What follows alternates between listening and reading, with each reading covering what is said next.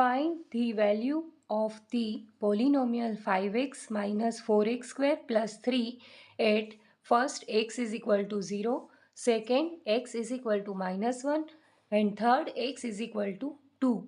तो पहले हम लेते हैं first x is equal to 0. Equation दिया हुआ है 5x minus 4x square plus 3. अभी x की जगह 0 पुट करना है.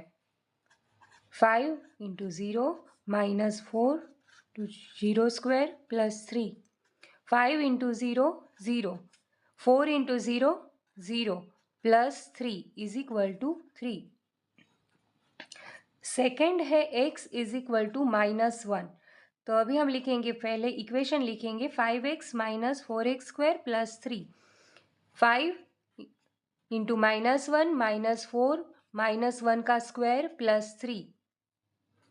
-5 इंटू -1 -5 माइनस 4 इंटू 1 -1 का स्क्वायर होगा 1 plus 3 is equal to -5 -4 plus 3.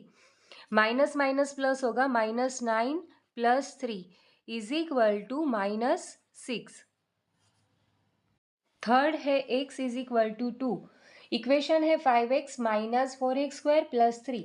अभी x की जगह 2 लिखेंगे. -4 2 का स्क्वायर प्लस 3. तो इधर आ जाएगा 5 2 ज़ा 10 माइनस 4 2 का स्क्वायर होगा 4 प्लस 3. 10 4 4 ज़ा 16 प्लस 3.